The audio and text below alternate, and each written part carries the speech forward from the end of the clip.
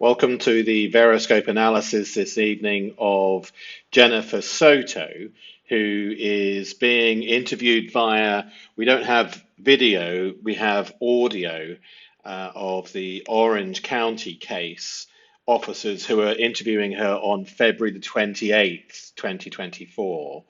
If you're new to the case, this is Jenn Soto. She is the mother of Madeline, who was murdered by this guy, Stephan Sterns, who is currently serving 21 consecutive life sentences without the possibility of parole. We're listening to the audio of Jenn being interviewed by the police officers. It is a little bit upsetting, so obviously do be aware that we're dealing with a murder and that Stephan Sterns has already been sentenced.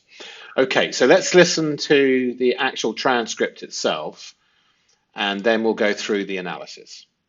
Reference Orange County case 24-01313. Today is February 28, 2024. It's approximately 15:49 hours. Ticket to Acosta, located at Central Operations, conducting an interview with Jennifer Soto and President's Detective Kissimmee.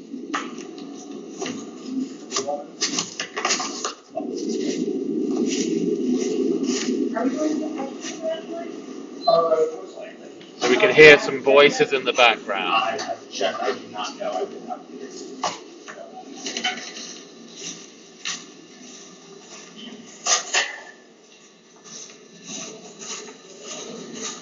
Doing okay? Holding up all right? No, I know it's not.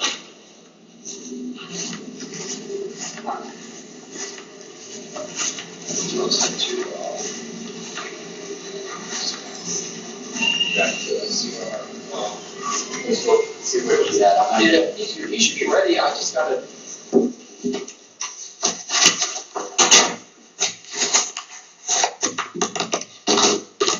So, like I told you, my name is Detective Police from the Sheriff's Office. This is Detective Acosta.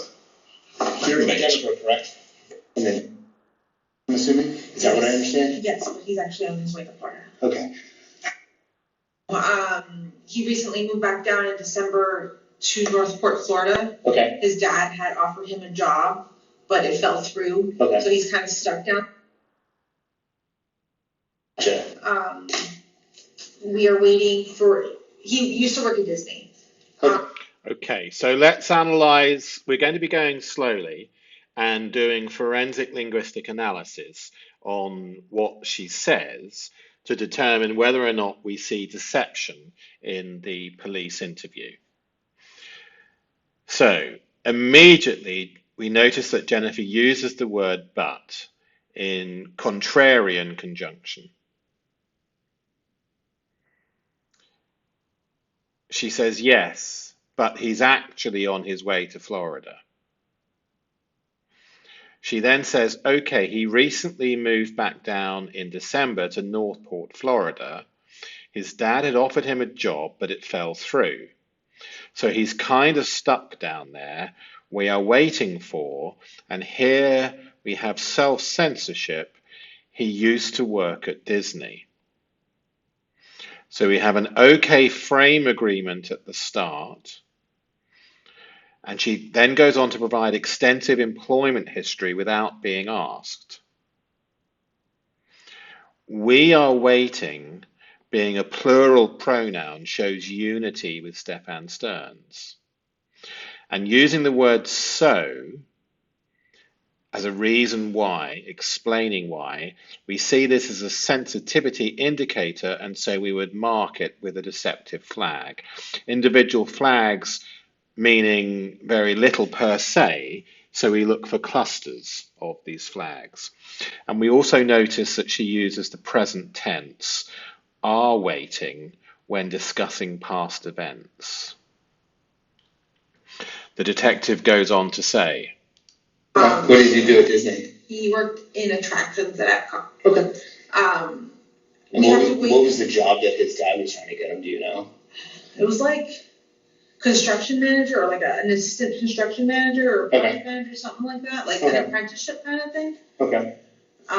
Okay, so we notice that she uses the word like a number of times as a vagueness indicator, but we would also be looking to establish baseline on her linguistics. But we do notice that the word like is used quite often. And we also have further vagueness introduced into the statement with something like that. So she's not providing any specifics at this stage. That fell through. So we were waiting, like we have to Slight transcript error, I believe. wait a specific amount of time for you to reapply to Disney again. Okay. From when you resigned. Right. So we're waiting for that time for him to reapply again so that he can come back up here. Okay. So how often does he stay at the apartment with you guys? Okay, so one thing that you'll notice with statement analysis is we do go slowly. So we practice active listening.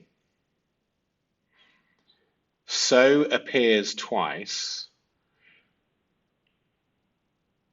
So. So we're starting to see reasons why and explanations early in the statement. And she continues using we, maintaining unity with Stephan. We look for unnecessary language in a statement as a deceptive marker. And she's explaining a reapplication process which isn't necessary and hasn't been asked for. So in particular, the pronoun unity being maintained is of interest to us. And this is even after learning of the abuse, and she never switches to distancing language with the perpetrator. We would expect the language to turn into he and worse after knowing the revelation that the police are looking for him, Stephan Sterns. But she continues with the we pronoun, showing this ongoing alignment with the perpetrator. Let's carry on. So he was living with us up until December. Okay. And then he's visited us like since December twice or three times since then. And how long does he? Okay. So here we have are appearing twice in the statement, introducing pauses and hesitation to a simple question. We also see the continuation of so, more reasons why. And here we have twice or three times, which is an unusual construction where she cannot give an exact number. And then since December. So we're seeing vagueness being introduced by Jenn into the statement. The detective asks, and how long does he usually stay for? Anywhere from a few days to a week. So we have a continuation of the hesitation on Stephan's visits and length of stay. And also we notice that she introduces an inflection on the statement and introduces vague time ranges. So this is Madeline hasn't been found at this stage, and Jenn is only a witness, but already we're seeing suspicious linguistics. Usually stay for? Anywhere from a few days to a week. Okay. And then he goes back down there? Yeah. Okay. And then I'm assuming he stays with his dad when he goes down there? Yeah. Okay. How long has he been in town recently? He got into town Sunday evening. This past Sunday? Okay, so we notice here that we have a cognitive overload stutter.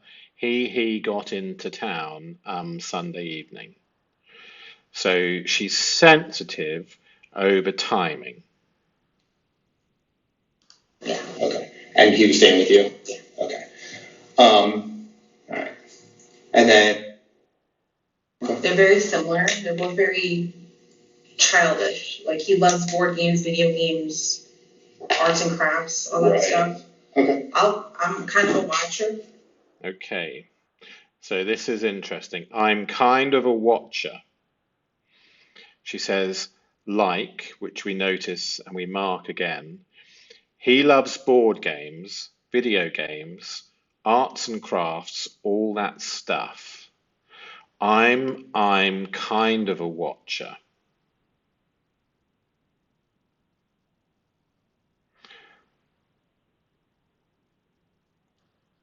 She's describing Stephan as having childlike interests. So we notice the sensitivity marker here.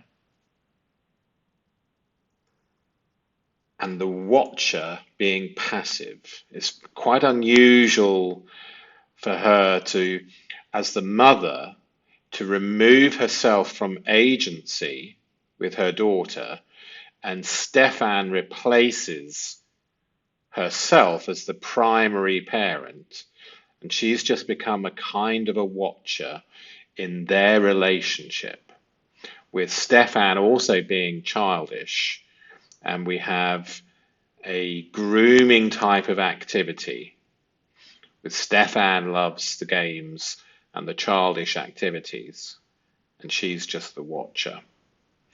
So immediately we would be concerned with her linguistics. We also note that there's no communication with Madeline. Throughout the entire transcript, there's no reported conversation. She also very rarely uses her name. And we'll notice that in all of the interviews with the law enforcement officers as the days go on. We're about 3 days before Madeline is found when this interview occurs. She told me, or I asked her, or she said is missing. There's no language of communication with Madeline. Her daughter appears linguistically as an object. There's no speaking. And linguistically, forensically, looking at the statement and looking at statement analysis principles, this might suggest that Madeline is unable to communicate because there is no communication in the statement, and therefore is already deceased. And in fact, this is actually the case.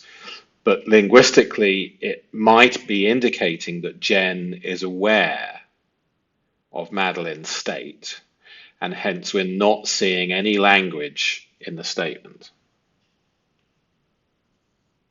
Let's carry on. What do you mean? Like, I won't play the games, I'll watch them play the games. Oh, okay, I see what you're saying. Yeah. But he's more involved with that. Yeah, they're pretty great. Yeah, this is concerning, isn't it? They're pretty great. He's more involved with that. I'll watch them play the games. I won't play the games. And this pattern of like. So she clarifies her passive role, that she's the watcher, and what's important to the person who's making the statement is important to us as analysts. And what's important to Jenn is to convince us, using convincing language, that she doesn't participate. Notice throughout this very early part of the statement, her primary purpose is to convince us that she isn't participating, and that she is only the watcher, and that they're pretty great, and her agency as the parent is removed. Do you see? It's very concerning.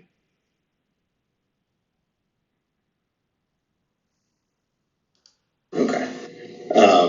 Did they ever go off on their own? Like, you kind of do your thing and the two of them do stuff together?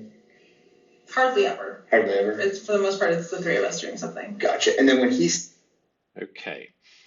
So hardly ever linguistically is an interesting phrase. The detective repeats it, and then Jenn explains what she means.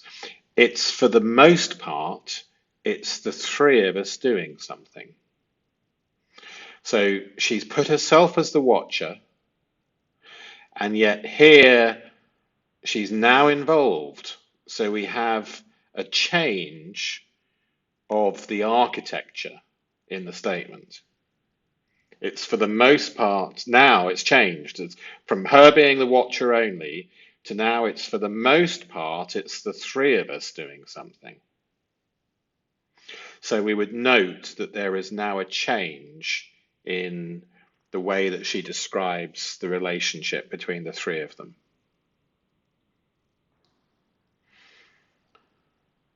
For the most part, being a qualifier. Interestingly enough, the detective uses the phrase gotcha. I wonder if that's leakage from the detective. Does he sleep on the couch, separate bedroom? What's like the sleeping arrangements like? It depends. Okay, so it depends. So variable arrangement is what's important to Jenn to let us know. For the most part, he would sleep upstairs in the guest room. Here we have a redaction, sleeps in my bedroom downstairs. Sometimes he would come sleep in the bed, all three of us together. So here we have depends and sometimes, creating vagueness in the sentence, but also she acknowledges the co-sleeping arrangement with the unrelated adult male, Stephan Sterns.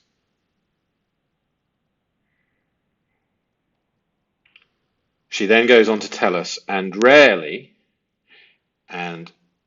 becomes sensitive because it's repeated, rarely ever, which we would mark as a deceptive word. So here we have sensitivity and ever, and rarely ever would I send them upstairs to go sleep alone.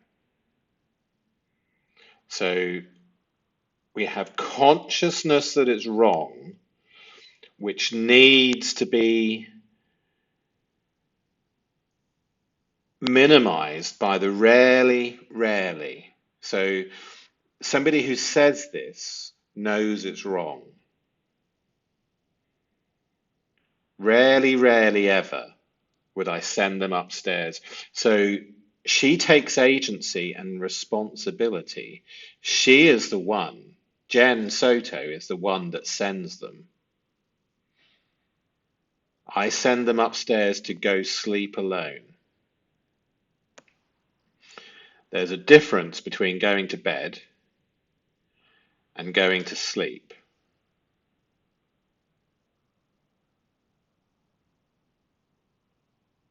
Away from me, because I need a good night's sleep.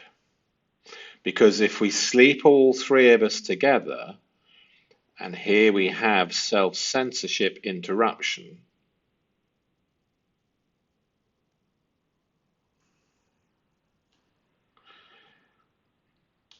and it's worthwhile just spending a little bit of time on this sentence and where we are in the entire statement, because we've got an extraordinary amount of because and reasons why, which began with the so's.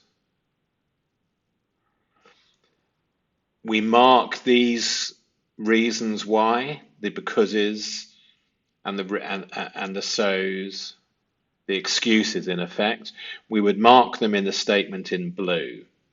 You might have seen by looking at the previous Veroscopes reports that we've done together that we mark up the document in various colours, and pronouns in red, and time will often be in green, and we will mark up reasons why in blue.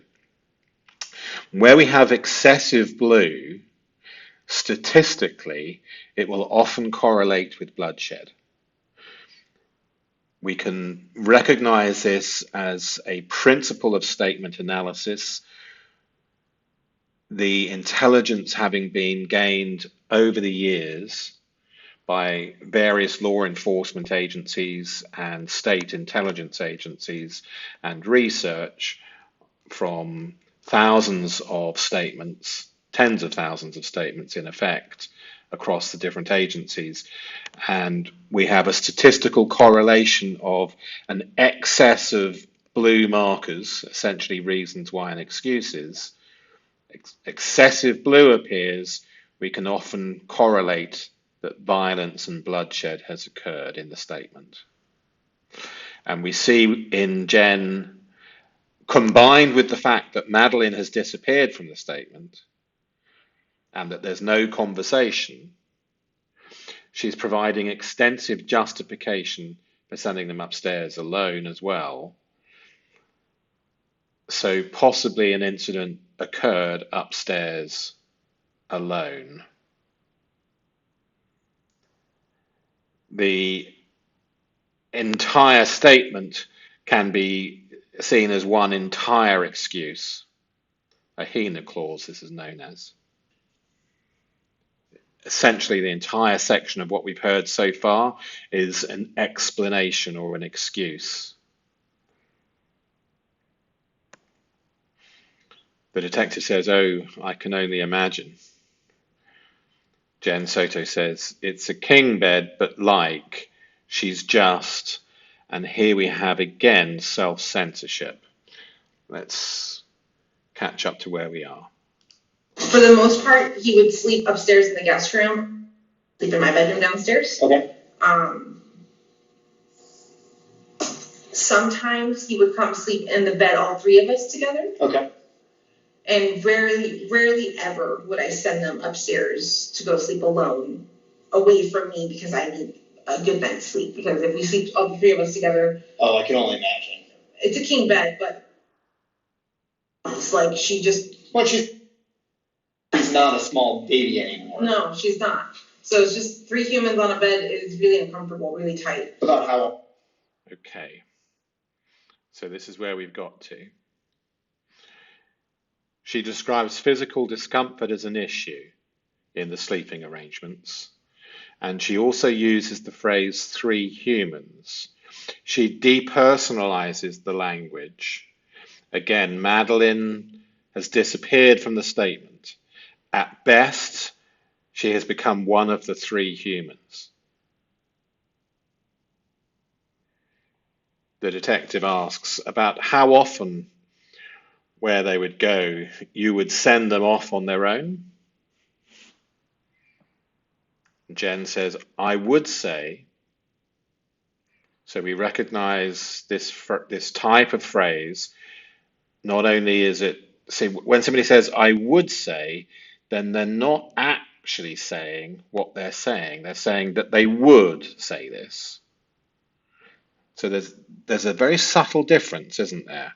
And we would note this. And in particular, we would note that it's repeated.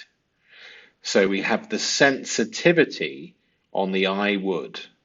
I would say, perhaps psychologically, she's thinking about what she would say. So she stops and she gives herself a bit more time to think about what she's going to say.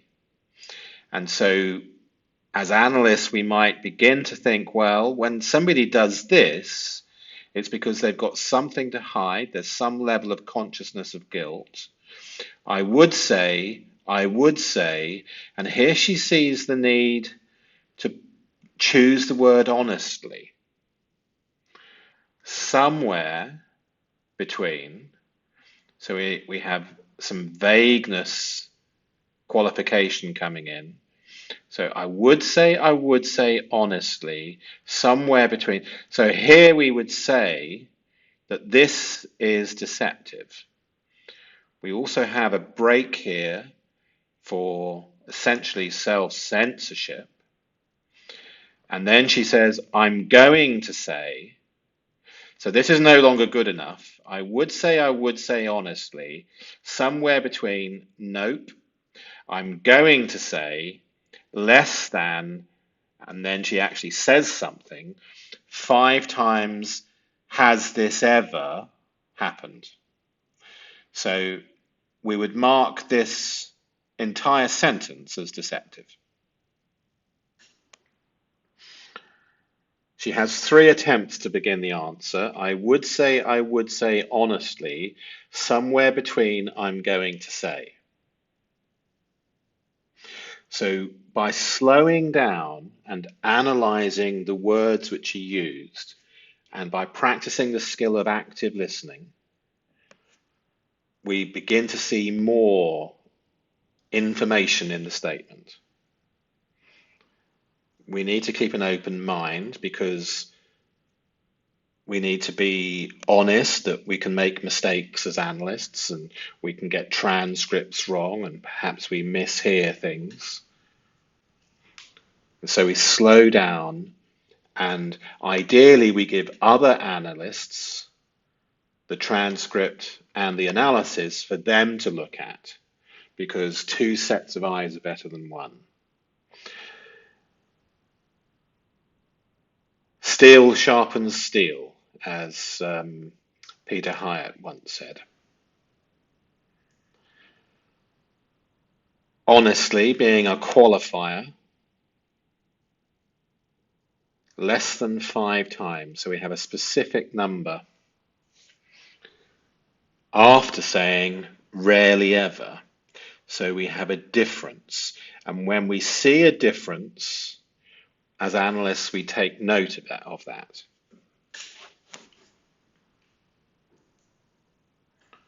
Okay, let's carry on. Often, whereas they would go, you would send them off on their own. I would say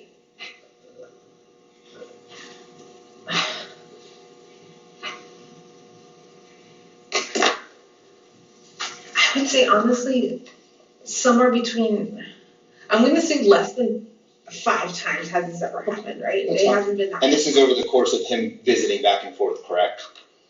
You mean the sleeping arrangement? Yeah. Alone? Yeah. No, that was including him. Okay, then she says, no, that was including him living with us, hardly ever. So we have this phrase repeated, would I send them upstairs because I just, so this is minimizing language, self-censorship interruption. I had that rule that she couldn't sleep alone with him. I just, self-censorship, that's just me, I'm just. Let's listen to that. Him living with us. Oh, okay. Hardly ever would I send them upstairs because I had that rule that she couldn't sleep alone with him. That's just me. I'm just right. Okay, so she says, had that rule. Admits breaking her own rule, but she says less than 5 times, which we see is highly likely to be deceptive from the pattern. We have 3 incomplete sentences. I just, that's just me, I'm just. Each one, she wasn't happy with how she was going to finish the sentence, and so we have a large pattern of self-censorship. She cannot complete the justification. Why have a rule if there's no recognized danger?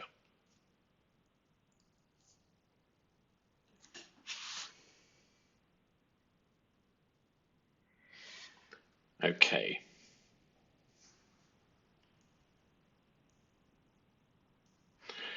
We're going to move past a little part of the transcript because of the words which are used.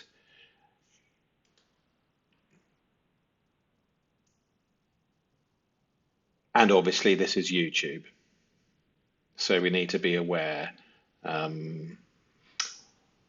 We need to be cognizant that we need to be sensible. So we have rules exist because dangers are recognized.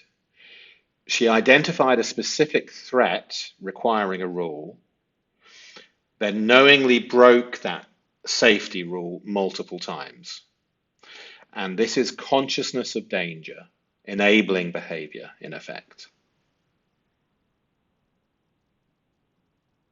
The detective says, and then you said, so you're pretty familiar with him. Jenn Soto says, yeah. The detective says, okay, and shows her a photograph. Whose hand does that look like to you? Jenn Soto says, I would say Stephan's.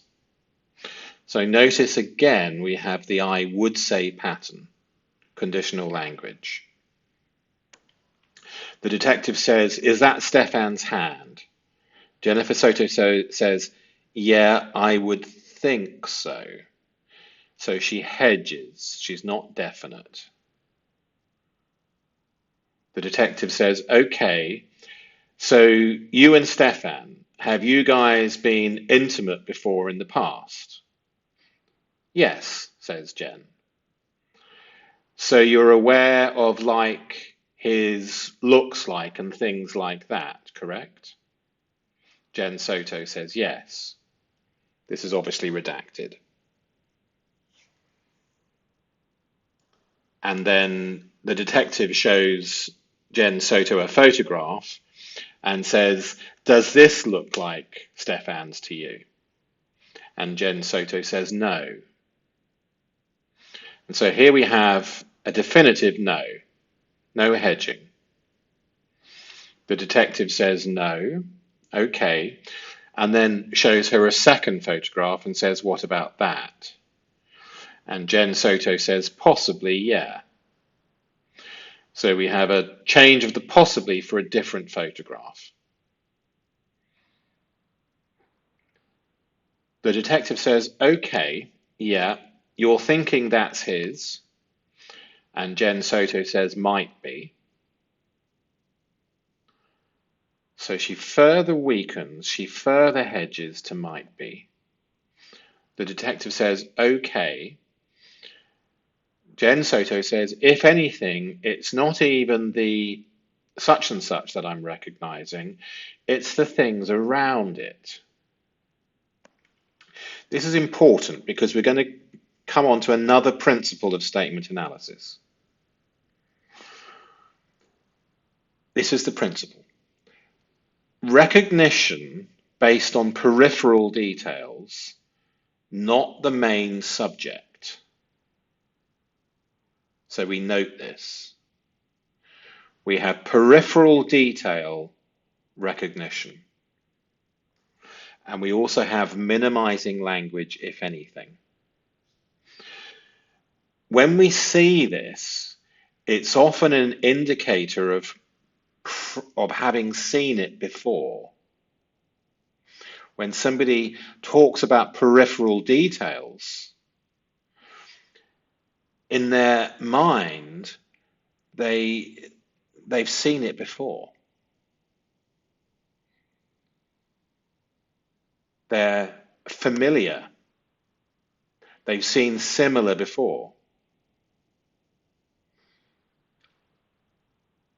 This is not first exposure to the photographs. It suggests prior knowledge of similar images. So we would look to see what further photographic evidence arrives, and if we see a continuation of recognition of peripheral details, because that would be very important.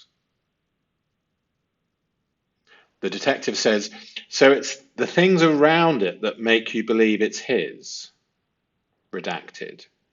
Jenn Soto says, yeah. The detective says, okay, so we have these images, and unfortunately, over the last maybe 2 or 3 years, he's been doing redaction and things like that.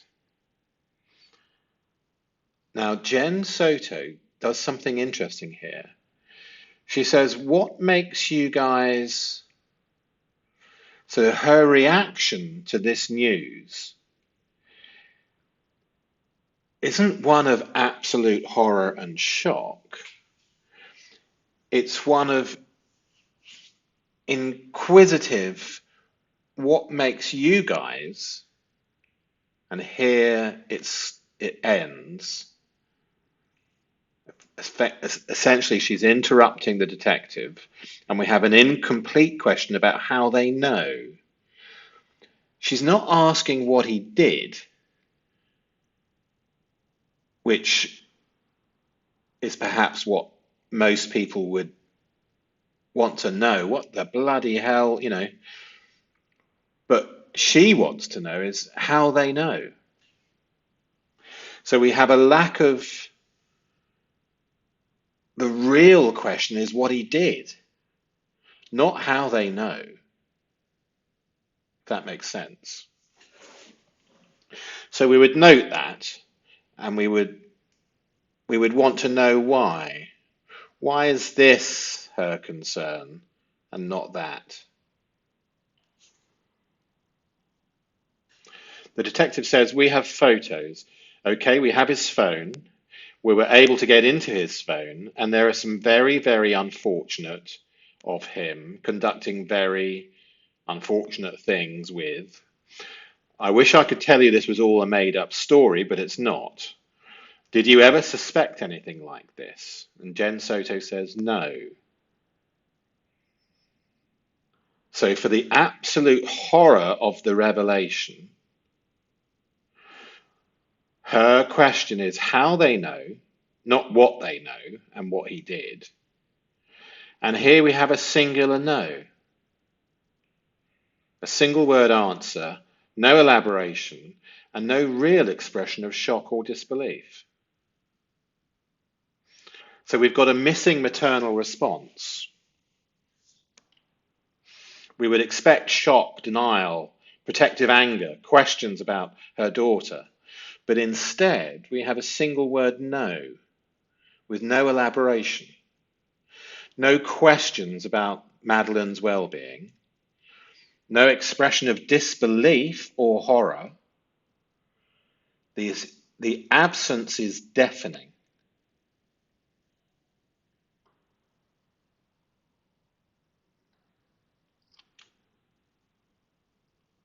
The detective says, you okay right now? Can I get you anything? Now this is concerning because Jenn Soto says, can't breathe. Now for those who know about this subject of forensic linguistics and statement analysis, perhaps those who have been following the Veroscope analysis of this case, they might begin to think, is this leakage? Can't breathe. Let's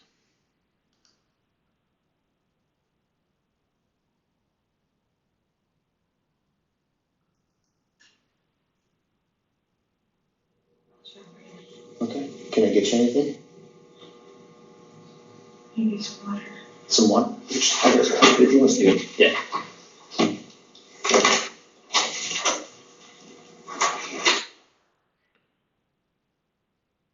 just get to that part.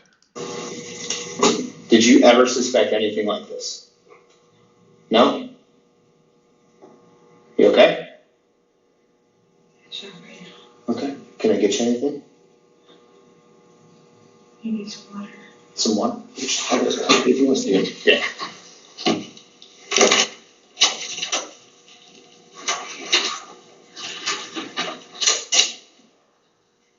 How are you feeling right now? I can't breathe. Okay, so she repeats the same physical symptom. Can't breathe.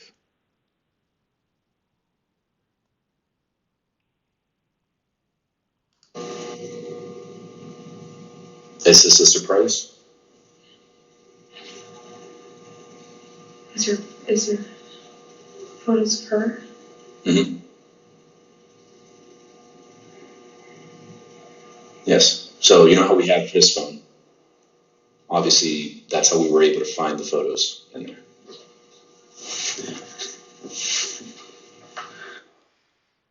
Okay.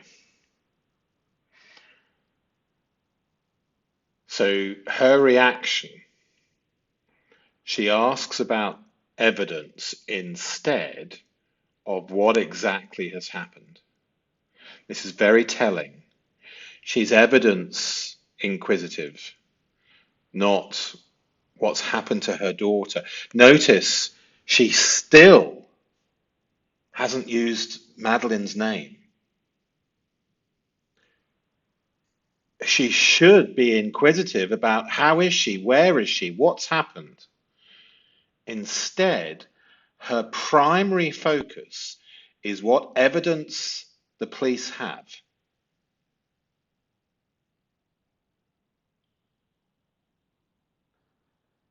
Not her child's welfare. Her focus is on evidence. So, as analysts, we would be thinking that from what we've seen so far, in just this tiny portion of the transcript, we see consciousness of guilt and awareness that we shouldn't be seeing. She's asked, is this a surprise? And she doesn't answer. As a principle of statement analysis, avoiding the question and not answering, we put in a deceptive flag. And instead of answering, she asks again about the evidence. She's assessing what the police can prove whilst acting and, more importantly, using phrases like can't breathe.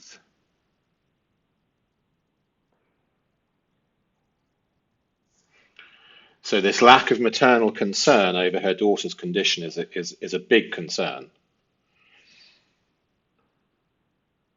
The detective says, yes. So you know how we have his phone. Obviously, that's how we were able to find the photos in there. Jenn Soto says, I don't want to believe that this is true. Can I see some of that evidence?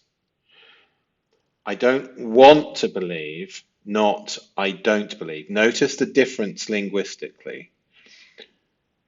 This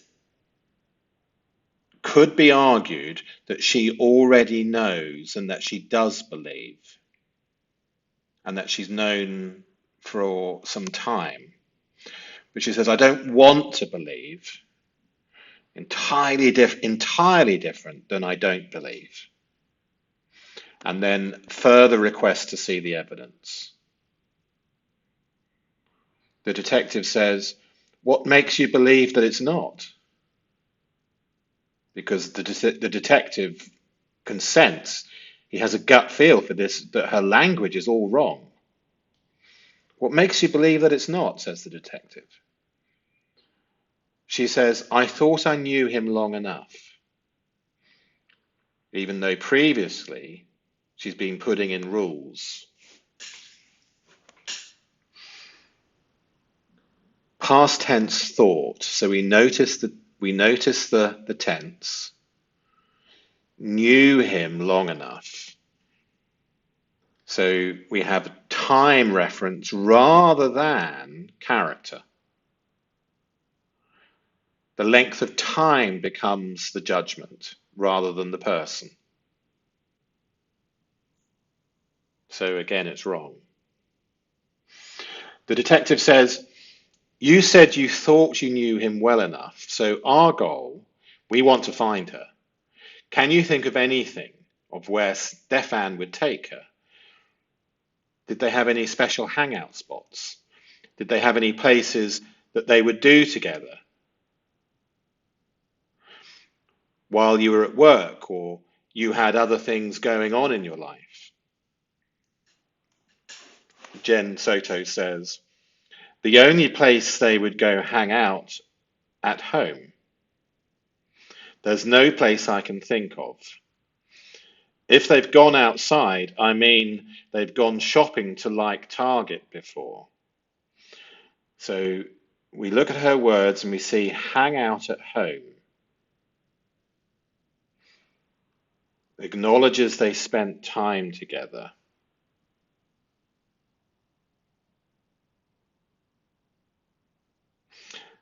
Then adds they went to Target. So we have a slight contradiction with the hardly ever. Let's just listen to how she says that.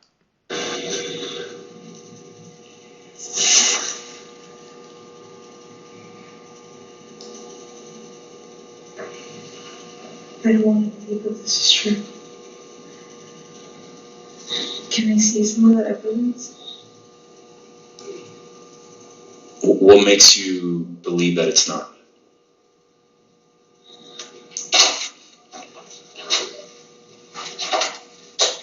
What I need to know.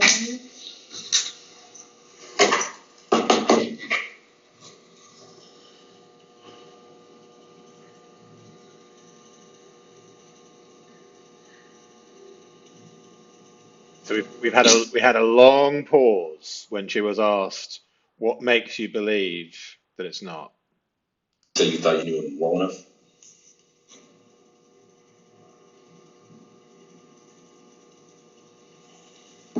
So, And she doesn't answer. our goal, we want to find her.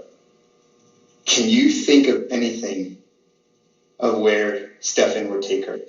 Did they have any special hangout spots? Did they have any places that they would do together while you were at work or you had other things going on in your life?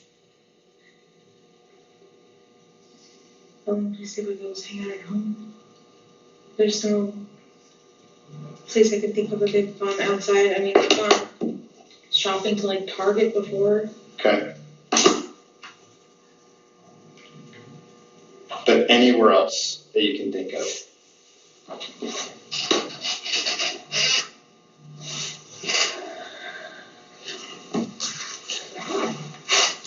What are you thinking about right now? How this can be true? How I missed the signs? Okay. She says, "How this can be true, how I missed the signs." This is consciousness of guilt. How I missed the signs admits the signs existed.